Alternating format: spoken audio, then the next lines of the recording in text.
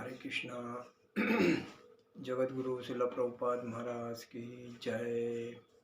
नमो विष्णुपादाय कृष्ण प्रेष्ठाय भूतले श्रीमते भक्ति वेदांत स्वामी इति नामे नमस्ते सारस्वती देवे गौरवाणी प्रचारणे निर्विशेष शून्यवादी पाश्चात देश धारणे। जय श्री कृष्ण चैतन्य प्रभु नित्यानंद श्री अद्वैत गदाधर श्रीवासादि गौर भक्तवृंद। हरे कृष्ण कृष्ण कृष्ण हरे हरे हरे राम राम राम हरे।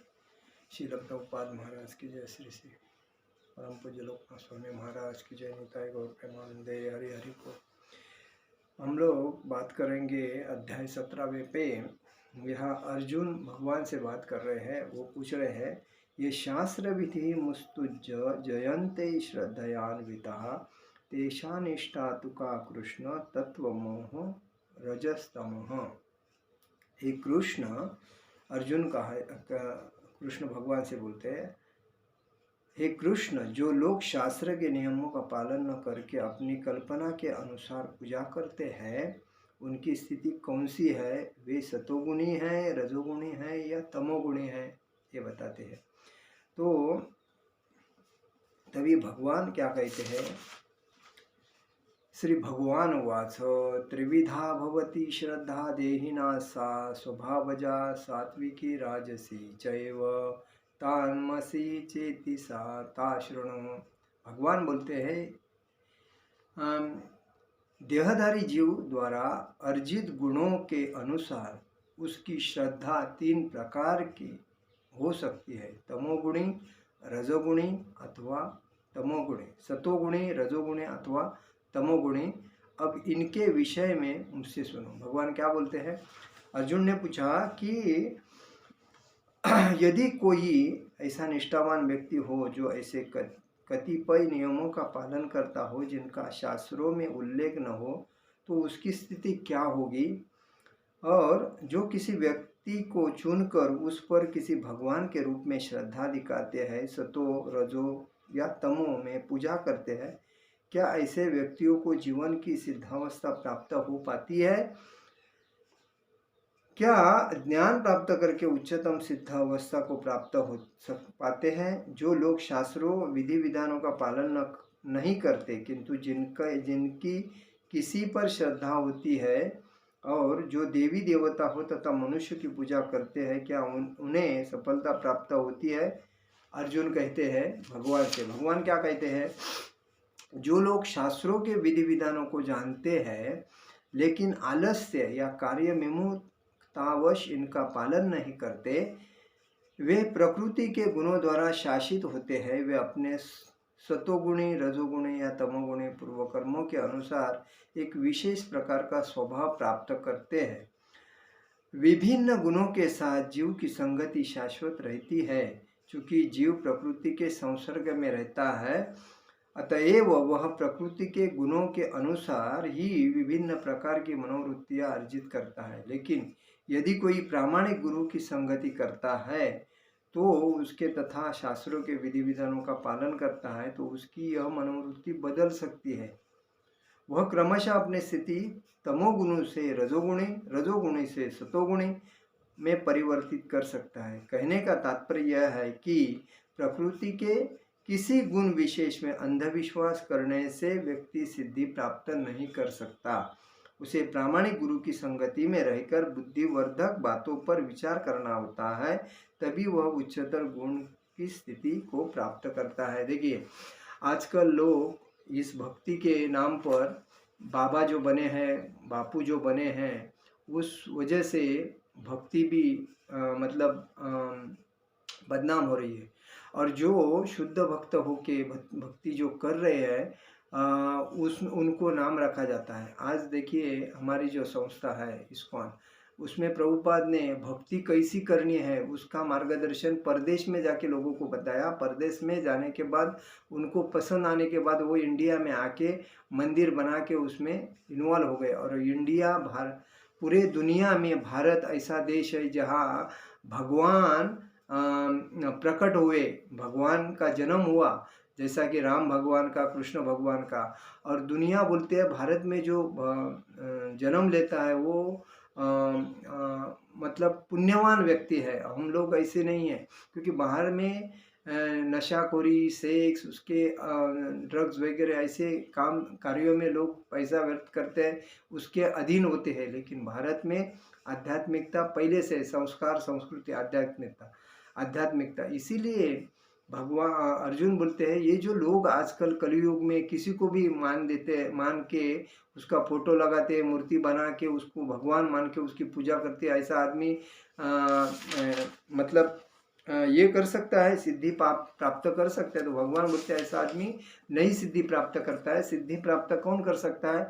जो योग्य गुरु का मार्गदर्शन ले, जो बुद्धि पूर्वक बातों का विचार करे, और जो सतोगुणी है और वो बुद्धिमान है, वही कृष्ण भक्ति, भगवान राम की भक्ति करते हैं।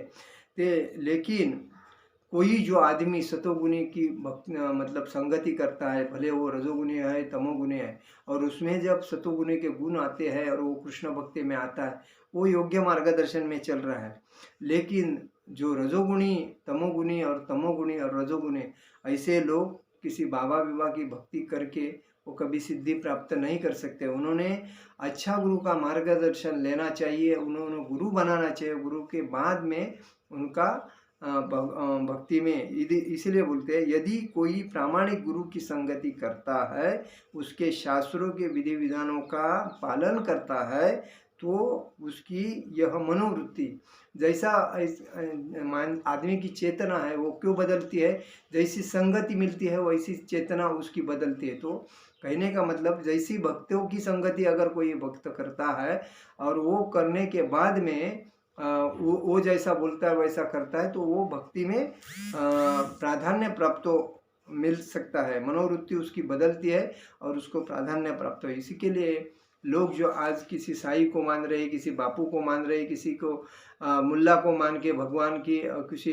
ऐसे चटुक मुटुक करने वाले लोगों को मान के जो भक्ति करते हैं, ये सब अंधभक्ति है, ये नाश की भक्ति है। वैसे व्यर्थ पैसा जाता है, व्यर्थ टाइम जाता है, व्यर्थ बुद्धि जाती है, व्यर्थ मतलब जो लाइफ को जो टाइम मिला है, हमारा जीवन जो है, हमें भगवान ने जो इस मानव शरीर में दिया है, वो हर टाइम मौल्यवान है, हर घंटा मौल्यवान है, हर दिन मौल्यवान है, हर महीना मौल्यवान है। ये जब आदमी शरीर से आत्मा निकल जाता है, शरीर त्याग करता है, तो उस आदमी का उसके आगे 1 मिनट भी नहीं बढ़ सकता है। मतलब आदमी यही सोचते हैं, बस उसने शरीर छोड़ा, अभी उसको स्मशान में लेके जाओ। तो इसका मतलब हमको ये समझना चाहिए, हम अगर इंसान के शरीर में है मानव जीवन हम भोग रहे हैं, तो हम सर्व प्राणी में बुद्धिमान प्राणी है। तो हमें यही समझना चाहिए कि हमें किसकी भक्ति करनी चाहिए। तो ज्ञानी होके हमें कृष्ण भक्ति ही करनी चाहिए, बाकी किसकी नहीं करना चाहिए। कृष्ण और राम की भक्ति करना चाहिए, बाकी ये बाबा बुबा की और नेता पिता की भक्ति करके क्या फायदा, स्वार्थ।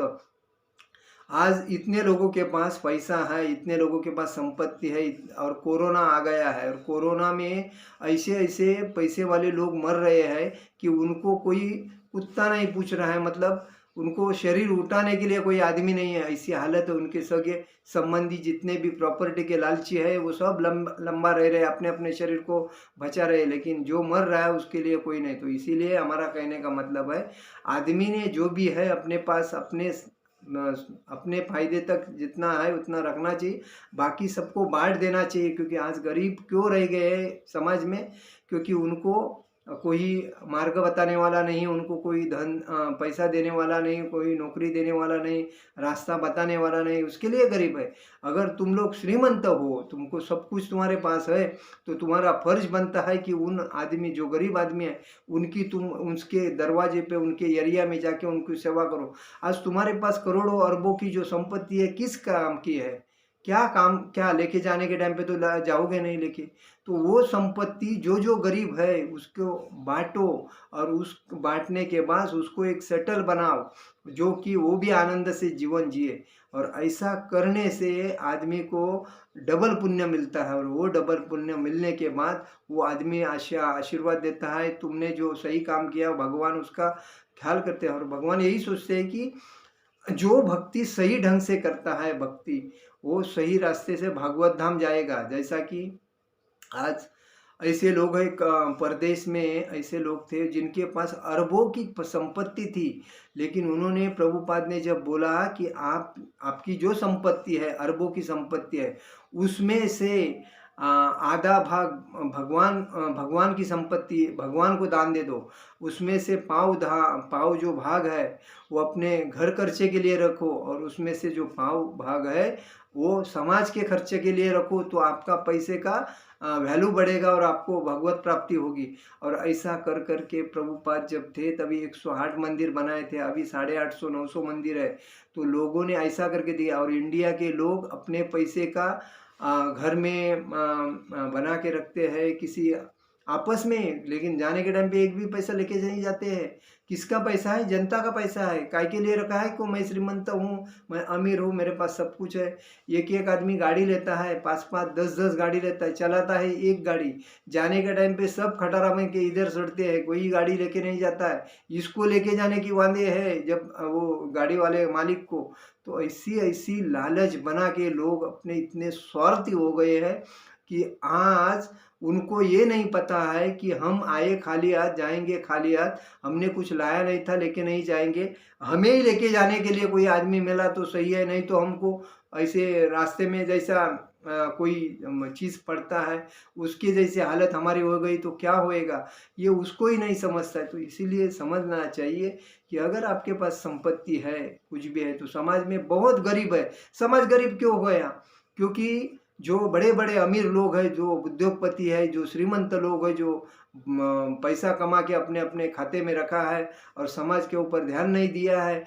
समाज को जब बाप घर का कोई सदस्य बड़ा होता है, पैसे वाला होता है, ज्ञानी होता है, तो पीछे से आने वाली पीढ़ी को वो ज्ञानी बनाना चाहिए, उसको मार्गदर्शन करना चाहिए, उसको डिप्लोमा देना चाहिए, उसको उसके पैरों पे खड़ा करना चाहिए, उसको उसके पैरों पे खड़ा करके उसको कमाई का रास्ता बताना चाहिए, तभी उसका परिवार सही चलेगा। अगर मैं श्रीमंत हूँ, पीछे वाला नहीं कुछ भी करे हमको पता नहीं, तो उसका परिवार पूरा व्यस्त हो जाएगा, अस्त व्यस्त हो जाएगा। तो इसीलिए समाज का जो काम होता है वो भगवान ने सब अमीर क्यों बनाया? क्योंकि जो पुण्य पूर्व जन्म में उन्होंने सही काम किया था और सही काम की वजह से उनका श्रीमंत घर में जन्म हुआ है, उनको श्रीमंत लोगों की संगति मिली है, उनको श्रीमंती मिली है।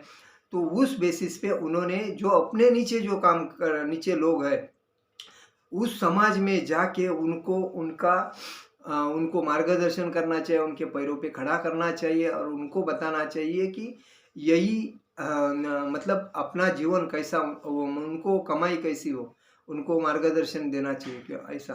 तो आज जो बीमारी आई है इस बीमारी में लोगों ने अपने पास जितना भी पैसा है क्या है अपने जितना अपने को लगता है उतना रखना चाहिए और बाकी सबको सेवा में यूज बांटना चाहिए। कि किसके घर में अन्नदान की सेवा है, कपड़ा लत्ते की सेवा है, डॉक्टर गृह की डॉक्टर का खर्चा है, मेडिसिन की खर्चा, ऐसे सेवा में लगा के जिसके पास घर नहीं उसको घर देना चाहिए, जिसको नौकरी नहीं उसको नौकरी देना चाहिए, जिसके घर में कोई कमाता नहीं उसको कमाई देना चाहिए। ऐसे में लगाएगा तो उसको पुण्य बढ़ेगा। मेरा कहने का मतलब यही है कि किसी बाबा बुआ को मतलब भगवान मान के उसकी सेवा मत करो। सेवा ऐसी करो कि कृष्ण भगवान है और कृष्ण भगवान की सेवा करके तुम्हारे घर में तुम अगर सेवा भक्ति करते हो तो तुम्हारे पीछे वाले आने वाली पीढ़ी भी आपको देख के भक्ति करेगी।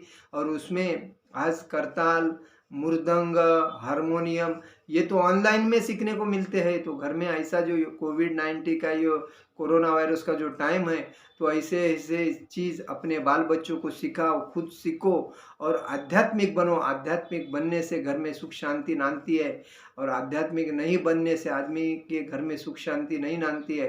पैसा, संपत्ति, ये नशा, ये चरस, गांजा, बीड़ी, सिगरेट, तंबाकू, बीड़ी, परश्री, संभोग ये सब तुम्हारी लाइफ को खराब करने वाले हैं, तुम्हारे को नरक में लेके जाने वाले हैं।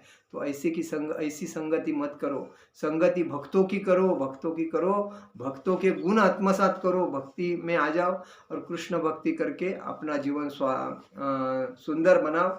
यही मेरा कहने का मतलब है कि भगवान यही बोलते हैं कि अच्छे गुरु बनाओ, गुरु श्री का मार्गदर्शन करो, भगवत गीता भागवतम पढ़ो और